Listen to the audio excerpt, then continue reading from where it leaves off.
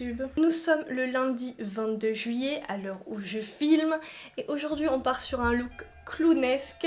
J'espère que tu as remarqué quand même. Non, non, non, non, non, non. Il y a mon lapin qui... je vais le chercher. Pour ceux qui ne connaissent pas, voici Vegas alias l'amour de ma vie, hein, ça va bébé? Ce make-up a été réalisé pour la marque Jour de Fête. N'hésite pas à checker la barre d'infos parce que dans la barre d'infos il va y avoir un code promo, comme ça tu pourras passer ta commande sur leur site. Ah! Ah! Il a mis mon ongle de pouce dans sa bouche avec... J'espère que ce make-up vous plaît. Je vous laisse tout de suite avec le tuto. Hein Vegas? Qu'est-ce que tu as à dire pour ta défense? Ce tutoriel est ouvert à tout le monde étant donné que je trouve qu'il est un petit peu tout niveau. Sache quand même que j'ai posé un fond de teint et un anti-cerne mais je ne les ai pas poudrés parce que tu vas le comprendre tout de suite. Je prends un fard à l'eau qui vient de chez Jour de Fête, donc de la marque Crayolan. Et oui, ils ont du Crayolan maintenant et ça c'est vraiment super bien. C'est une marque de professionnels qu'on se le dise, donc voilà, parenthèse fermée. Je humidifie un petit peu mon produit et je trempe une beauty blender que j'ai découpée en deux. En fait c'est une vieille beauty blender mais au lieu de la jeter à la poubelle, eh bien je l'utilise pour mes maquillages, effets spéciaux, artistiques, enfin tu comprends ce que je veux dire quoi.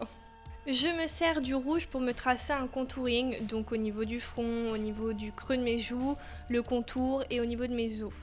La seule difficulté avec ce produit, c'est qu'il faut vraiment savoir le doser au niveau de l'eau, parce que si tu mets trop d'eau, ben ça se retire, et si t'en mets pas assez, ben ça ne fonctionne pas. Une fois que c'est fait et que la matière est bien sèche, oui, évidemment, il faut que ce soit sec, sinon tu vas en mettre partout et tu vas annuler tout le travail que tu viens de faire, et ce serait bien dommage. Je vais prendre une palette qui vient de chez Morphe, c'est la 35M, parce qu'il y a des couleurs rouges un petit peu plus foncées, et je vais venir intensifier mon contouring.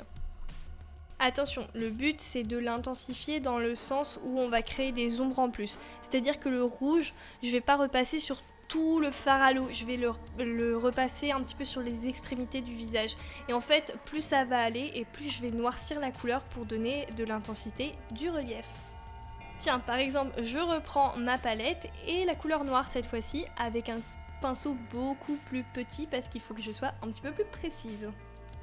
Imagine que tu as dépassé et que ton teint ça te fait un truc bizarre, et bien tu peux toujours réparer ça en mettant une goutte de fond de teint parce que rappelle-toi, tu n'as pas poudré ton teint donc tout est récupérable et c'est ça qui est vraiment cool. Donc tu mets une éponge et tu traces un trait et après tu as un contouring vraiment très net. Avant de passer au maquillage des yeux, j'enfile mes lentilles et j'ai aussi fait mes sourcils hors caméra parce que voilà, vous savez le faire normalement. Et j'ai utilisé les mêmes produits qu'avant, donc le fard rouge ainsi que du fard noir. Maintenant, il est l'heure de prendre un fard de couleur blanche et de venir créer des reliefs. Donc pourquoi je dis ça? Parce qu'en fait je voulais vraiment créer des coulures au niveau de mes yeux mais que derrière il y a une petite touche de lumière, donc c'est pour ça que très grossièrement je vais prendre le dos de ma beauty blender et je vais créer des points au niveau au-dessus de mes sourcils et au niveau de mes cernes. C'est parti, on entre maintenant dans la partie la plus technique, donc dans la partie dessin du maquillage. Je dessine des coulures au-dessus de mes sourcils, donc en effet, je le sais, tu n'as pas besoin de me le dire. Au niveau de la gravité, ça n'a aucun sens. Mais en fait, ce que je voulais faire au début, c'est des coulures en dessous de mes yeux, voilà, normal, et au-dessus, mais en inversé en fait les ombres. Mais en fait, ça rendait pas du tout bien, donc quitte à faire un truc pas logique de coulures qui vont vers le plafond, ben j'ai préféré faire ça. C'était beaucoup plus esthétique. Je passe maintenant au maquillage des yeux, donc comme d'habitude je vais mettre ma base P. Louise mais cette fois-ci au lieu qu'elle soit normale entre guillemets de la couleur de ma peau, eh bien je la mets rouge et ensuite je prends ma palette qui vient de chez Beauty Bay pour me créer un petit smoky eyes. J'utilise une première couleur rouge, donc je vais la mettre vraiment dans le creux de mon œil et surtout énormément l'estomper. Ensuite je vais rajouter une petite teinte de transition un petit peu plus claire et après je passe au noir et là le noir de cette palette est juste mais incroyable. Il est super méga pigmenté et de toute façon les images parlent d'elles-mêmes, je sais. En tout cas, le noir, je le mets vraiment au niveau du coin externe de l'œil et puis je l'estompe un petit peu pour le faire revenir. Et quand je l'estompe, c'est au niveau du creux de mes yeux. J'en rajoute un petit peu au niveau de mes ras de cils et après je dessine hors caméra les coulures qui sont en dessous de mes yeux. Je vais aussi créer un petit make-up au niveau du cou, enfin un petit, je suis très gentille avec moi-même quand je dis ça en fait.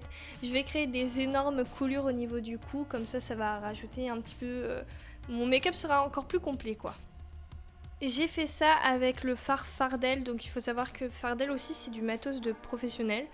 Et cette fois-ci, la particularité de ce fard, c'est qu'en fait, t'as pas besoin de le mouiller, il est déjà prêt. Le problème, c'est qu'il est très très long à sécher et ça m'a causé des petits problèmes. Si le make-up te plaît comme ça, tu peux totalement t'arrêter ici. Mais si tu trouves que c'est trop facile, eh bien rajoute cette étape, la 3D. Je commence par reprendre ma palette Bright Matte de chez Beauty Bay parce qu'en fait il y a deux marrons qui sont assez intéressants et d'ailleurs je les avais utilisés aussi pour faire l'ombrage dans ma vidéo Stranger Things.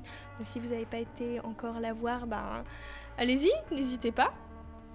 Bref, je fais les ombrages et une fois que c'est fait, je vais passer à l'inverse, à la lumière avec le fard à l'eau blanc de tout à l'heure.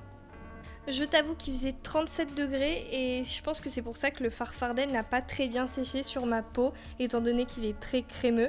Et donc parfois le blanc s'est un petit peu mélangé au rouge et en fait ça a donné du rose. Mais en fait c'est plus à la fin du tuto que tu vas le remarquer. Mais après voilà, c'est pas grave. Je fais des points blancs au niveau des extrémités des gouttes et au niveau du virage des gouttes. Enfin là par exemple, je te montre comment je fais. C'est très important pour l'effet 3D et tu vois un petit peu comment ça se démarque. Après, petit feeling de dernière minute, j'ai décidé de rajouter un petit peu les motifs classiques de clown, toujours avec ce même fard blanc qui va devenir rose au bout d'un moment, mais c'est la vie. Je passe maintenant aux lèvres avec un rouge à lèvres qui vient de chez Sananas Beauty. Et quand on me demande un rouge à lèvres rouge qui tient toute la journée, eh bien je dis tu prends celui de chez Sananas Beauty. C'est le best rouge que j'ai de toute ma collection, il est vraiment génial. Après si t'as pas de rouge à lèvres rouge chez toi, tu peux totalement prendre les produits précédemment, genre le fard Fardel ou bien le fard Crayolan. Après ça tiendra peut-être un petit peu moins étant donné que ça s'active à l'eau et or on est au niveau de la bouche et voilà, hashtag salive quoi. Au dernier moment j'ai rajouté un petit point blanc sur mon nez, des faux cils comme d'habitude au niveau du bas et du haut. Et de l'highlighter qui vient de chez Anastasia Beverly Hills. C'est un highlighter en mode poudre libre.